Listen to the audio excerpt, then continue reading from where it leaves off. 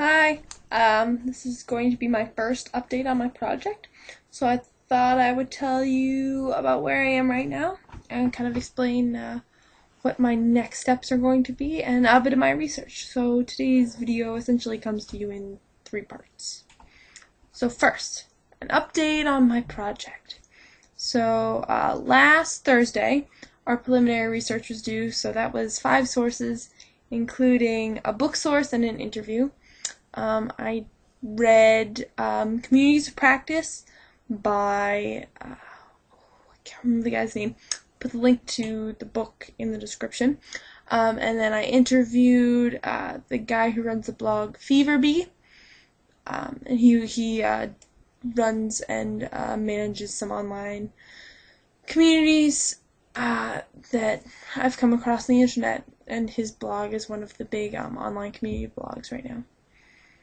So I have my research questions, so you know kind of where my project is going. I have, what is community? What is an online community? What caused the development of online communities? How are these communities structured and organized? What are online communities being used for? What is the place of social networks in online communities? What do people hope to gain from an online community when they join? And what is needed for an online community to function, and what does the website need? So those are my basic research questions right now. So for my research anyway, so I read Communities of Practice. I did my interview with the guy from feverbee.com. I listened to a Science Friday special, so NPR, for those of you who don't know, called Who's Doing What Online, and that talked about the different types of users, and that actually 24% of people online now are creators. So that's technically I would be a creator because I'm creating this video. So YouTubers, any YouTubers who create videos, they're all called creators. Technically in the user naming class system, whatever you want to call it. Then I read an article called Digital Democracy that's talking about how online interaction is helping kids help and volunteer in their own community. So actually promoting community service and interaction with others outside the internet, which most people don't believe. And then I read an Economist article called Break Down These Walls, and it's talking about how you have all these websites like Facebook that are very closed, so you need an account in order to enter, and you have privacy settings and all that, but that these websites now need to be more open so that you can share content on these online communities. And then part 3. So recently I did my latest interview with a woman who runs Leader Networks, I believe is the name of the company, in Boston, and she gave me some really helpful information. I actually did the interview today, believe it or not, and she, besides the interview questions that I asked her, she's really helped me kind of flesh out what I want my product to be, which I'll talk about a bit more later. And I asked her if she would be my mentor, and she's going to be my mentor on this project, so I'm really excited about that. That she's going to be able to help me kind of create that thing and hopefully, be able to bring this project into what I'm hoping it'll be. So the next step for my senior project right now is community feedback night. So it was supposed to be this Wednesday, but because of all of the weather stuff in the Northeast, if you haven't heard, there's a lot of power outages. I have planned for there to be a, we call community feedback night this Wednesday, or tonight actually.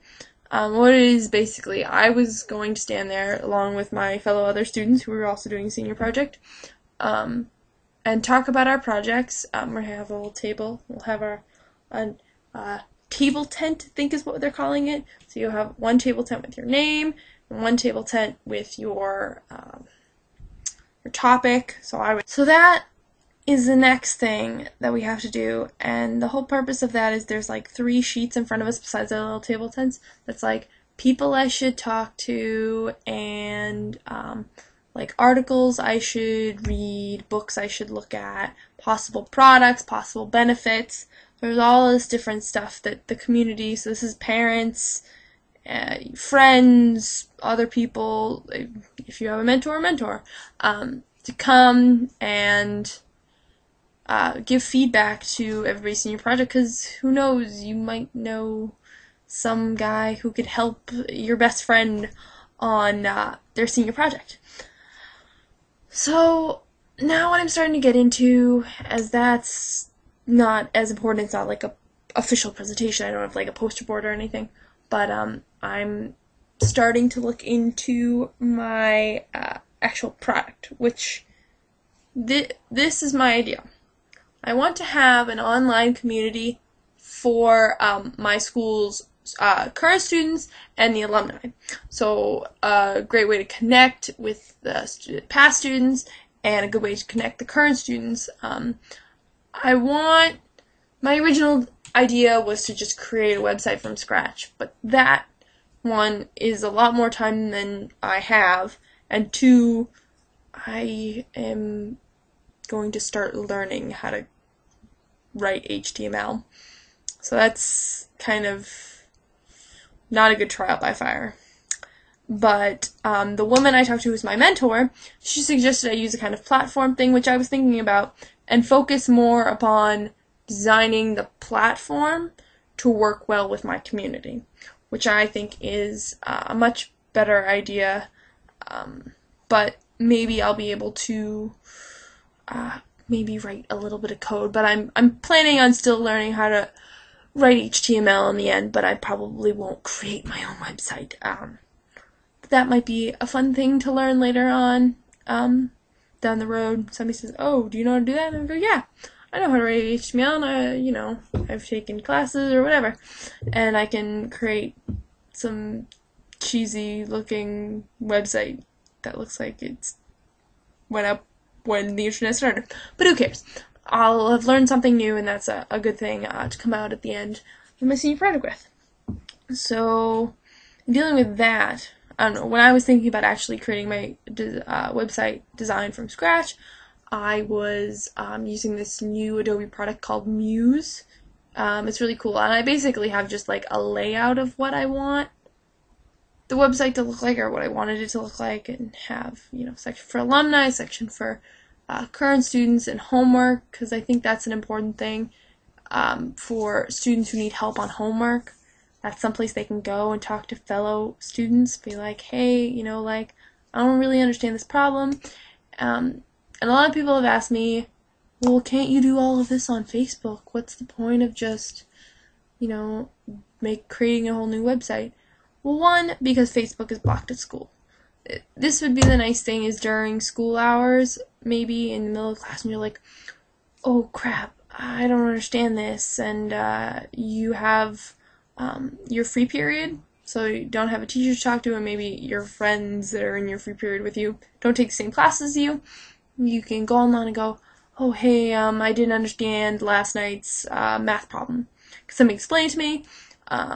Or, did that due date change? Or whatever. And I think that's going to really help the students. But I am hoping, also, next thing to do, is set up some kind of a forum, not an online forum, so everybody thinks I say forum, but I want to gather students together who are willing to talk about what they want from an online community.